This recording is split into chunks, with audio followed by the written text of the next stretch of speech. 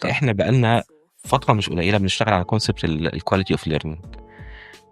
عملنا سيستم ممتاز جدا في جالاكسي، خاص بجالاكسي، علشان نقدر نتفادى او نطلع من المشكلات اللي موجوده في الاونلاين كورسز. زي ايه يعني يا دكتور؟ بدانا مباشره او بدانا بشكل مهم جدا ان احنا نهتم بالمحاضره نفسها، ان يبقى في تفاعل اثناء المحاضره نفسها، او بعد كل محاضره بيبقى عندنا كويزات، بيبقى عندنا كويزز لازم سواء كيسز تتنقل سواء بقى للدكاترة. يعني على حسب المحاضره النظريه بتبقى كويز نظري، المحاضره العمليه بيبقى تاسكات ديزاينز وتاسكات خاصه بحالات بالحالات حالات مشابهة. طبعا يعني بيبقى في مكتبه حالات اصلا بتتبعت للمتدرب، كل واحد دكتور بيحضر بيعرض الحاله بتاعته وبيعرض الحلول اللي هو اشتغل عليها، بيخلي الدكتور مش مجرد ان هو محاضره بيسمعها وممكن ما يبقاش مش مهتم بيها، مش مهتم بيها او مش مستوعب 40-50% منها.